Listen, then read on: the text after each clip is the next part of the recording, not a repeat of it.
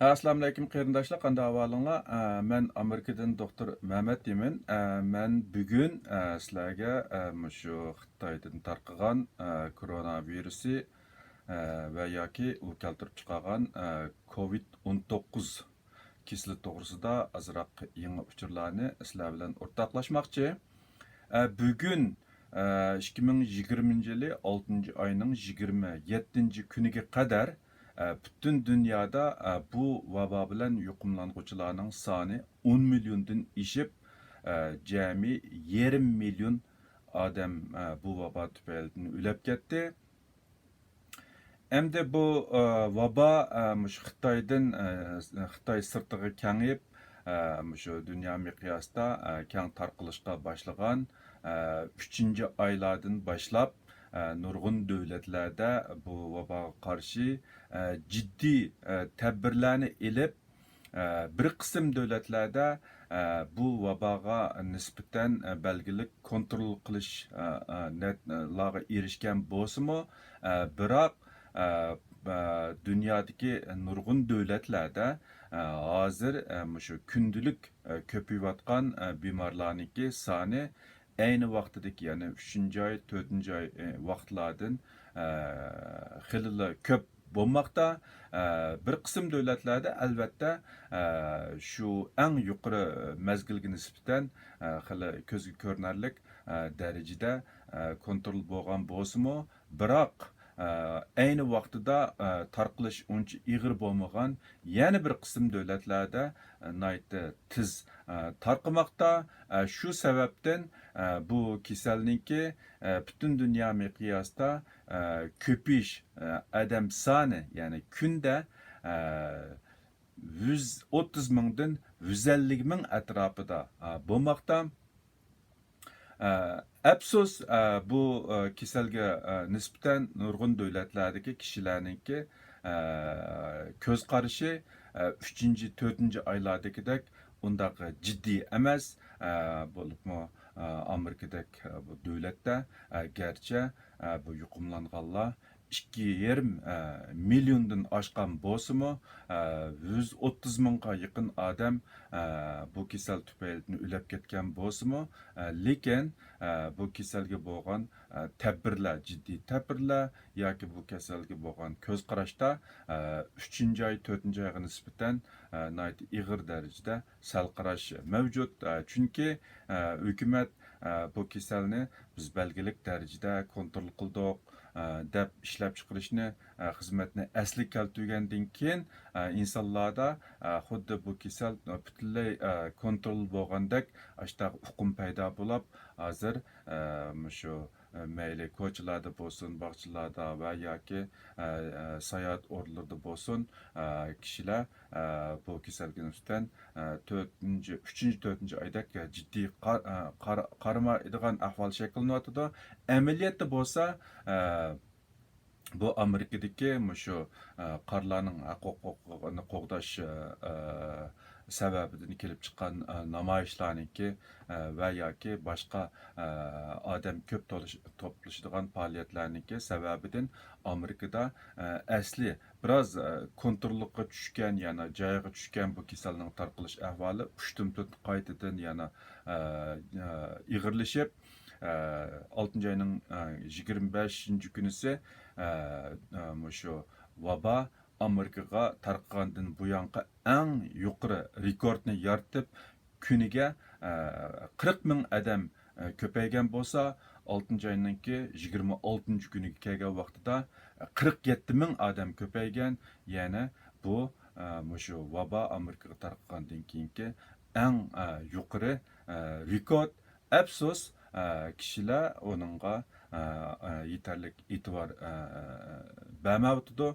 Buning asosli sabablari hamda bu kasal dastlabda tarqalgan vaqtida insonlar o kasalga nisbatan ko'p tushuncha hosil bo'lmaganligi uchun jiddiy qargan bo'lsa, hozir hamda bu kasalga nisbatan ozroq tushuncha paydo qilgandan keyin uncha e'tibor bermaslik ahvoli shakllangan bo'lishi mumkin. Yana bir jihatdan bu ishlab chiqarishni to'xtatish uzun muddat davomlashgan vaqtidami ko'pincha kishilar buningga bardoshlik bera olishi notayin. Shu sababdanmi nurg'un kishilar hamda bu kasal kontrol bo'ldi yoki joyiga tushdi degandagidek bir uqum bilan bu kasalga yetarlik ahamiyat bermayotidi. Buning oqibati balkim yaqin kelgusida, ya'ni 2-3 hafta ichida ko'rilishi mumkin. Chunki bu kasal shu oldimizdagi o'tab ketgan 2-3 haftadagi shu ko'p odamlarningki to'plishi sababidan hozir ko'paygan bo'lsa, ularningki shu o'lab ketayotganlarga ko'rsatgan ta'siri balkim yana 2-3 haftadan anandan ko'zga ko'rinarlik ko'rinishi mumkin. Albatta ba'zi mutaxassislar hamda bu kasal bilan yuqumlangan odamlarningki o'lib ketish xatarininki 3-4 oyga nisbatan tovanlayotganligi, ya'ni bu virusninki o'ldirish kuchining ozlayotganligini o'tirib qo'yishyotidi. Balkim yuqumlanganlar ko'paygan bilan o'lab ketganlar nisbatan tuvanlishi mumkin agarda shu qarash to'g'ri bo'lib qolsa. Hamda masala, hozirgi masala, biz mushu vaba tal to'kis kontrol bo'lmagan, ya'ni xili uzun bir mezgil davomlashish ehtimoli bo'lgan mushundaq bir mezgilda biz bu vaboga qandaq muomala qilamiz? Bu meningcha hammamiz eng qiziqadigan, hammamizningki manfaati bilan zich munosabatlik bir masala. Shunga men tövende mushu vabodan keyingi mushu ishlab chiqarishni asliga keltirishga ergishib, biz bu vaboga qandaq muomala qilamiz, nimalarga diqqat qilishimiz kerak degan to'g'risida ozroq o'zimniki ko'z qarashlarini qarindoshlar bilan o'rtoqlashmoqchi. Haqiqatanmi endi bu mushu vabo ma'lum yuqumli kasallik tufaylidan butun dunyo miqyosida keng ko'lamli ish to'xtatib, tijoratlarni taqab, insonlarni uyda o'ltirishga chaqiriq qilish orqali vaboga qarshi turish ahvoli dunyoda ko'p bo'lib boqmagan. Bundan burun ko'p bo'lib boqmagan. Bu endi mushu yaqinqi zamon tarixida eng cho'ng bir mushu vabo sababidan kelib chiqqan eng zo'r darajalik ish to'xtatish, tijorat to'xtatish bo'lganligi uchun buningki uzun muddat davom qilishi mumkin emas. Mayli o shaxsiy nuqtadan bo'lsin, mayli davlat rayon nuqtasidan bo'lsin, bu uzun muddat davom qilish asosan mumkin emas. Undaq bo'lgan vaqtida biz bir tarafdan ishlab chiqarishni, tijoratni, normal hayotni davomlashtirishimizga to'g'ri keldi, ham shundaq qilishimizga majbur. Yana bir tarafdan biz bu vabodan mudofaa ko'rishimiz, ehtiyot qilishimizga to'g'ri keldi. Unda bo'lganda buni qandaq tamponlashtiramiz degan vaqtida eng muhimi biz kallimizda bu vaboning tahdidi butunlay yo'q edi. Endi men xotirjam nima qilgim kelsa shuni qilishim kerak degan ong bo'lmaslik kerak. Shuning bilan bir vaqtda bu vabo menga atiliq tahdid qilib jinimni ilishi mumkin deb endişe qilishmi o'rni yo'q. Biz ehtiyot qilgan mushu hozir qadar mushu vaboniki tarqalish yo'llariga bo'lgan tushunchimizga asosan, anandan keyin qandaq qilgan vaqtida u vabodan saqlang'ili bo'ladi degan bilimlarimizga asosan tadbirlarni olamiz, diqqat qiladigan ishlarga diqqat qilamiz. Biroq endişe, qo'rqish emas, balki mushu diqqat qilgan, tadbir olgan asosda normal hayotimizni, normal turmushimizni, xizmatimizni davom qilamiz. Anandan keyin qilib qolsa, mushu 3-4 oylarda shu ehtiyot qilgan ba'zi tadbirlarni davomlashtirish bilan birga anandan keyin sirtlarga chiqib badan chiniqtirishga bo'lib keng ochiq tabiiy manzaralarga berib yuguraydigan, yo'l mangadigan yoki velosiped minadigan ahvollarga aktivlik bilan qatnashishimiz bu nihoyatda muhim, chunki bu vabo hozirgi yo'nalishda aytgan vaqtida bu 1 yilda tugamdi, 2 yilda tugamdi, biz hozir bilamaymiz. Ko'pincha kishilar yil oxirigacha vaksina ijod bo'lsa, undan keyin bu kasaldan biroq qutulamiz deb o'ylashi mumkin.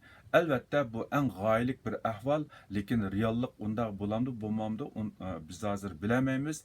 Shunga bu kasalga nisbatan bizda bir uzun muddatlik plan bo'lishi, ya'ni mushu agarda bu vabo 1-2 yil ichida davom tugamasa, ya'ni davom qilaversa, men qanday qilishim kerak deganni o'ylab, shuningga mos holda bir normal turmush, normal hayotniki planini qurishimiz, ya'ni tadbirlik bo'lgan asosda badanchilik turishga qatnashib, aktiv qatnashib, ya'ni o'zimizningki immunitet kuchini yuqori ko'tarish orqali bu vabodan g'olib kelishga, ya'ni bu vabo davomlashgan taqdirdami, kontrol bo'lmagan taqdirdami, bu vabodan sog' salomat o'tashga har jihatdan tayyorligimiz bo'lishi kerak deb qarayman.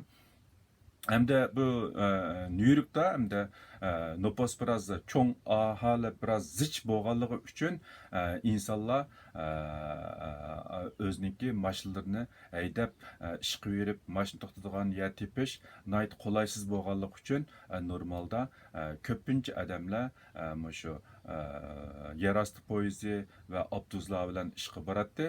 Bu vabo shu Nyu-Yorkliklarniki hayotida nihoyat zo'r o'zgarishlarni paydo qilib, ko'pincha odam mashina haydash yoki piyoda berish yoki velosiped bilan berish o'zgaryotidi. Shunlashqa hamda qatnashma biraz jiddiychilik, lekin eng muhimi nima bo'lmagandan keyin ommaviy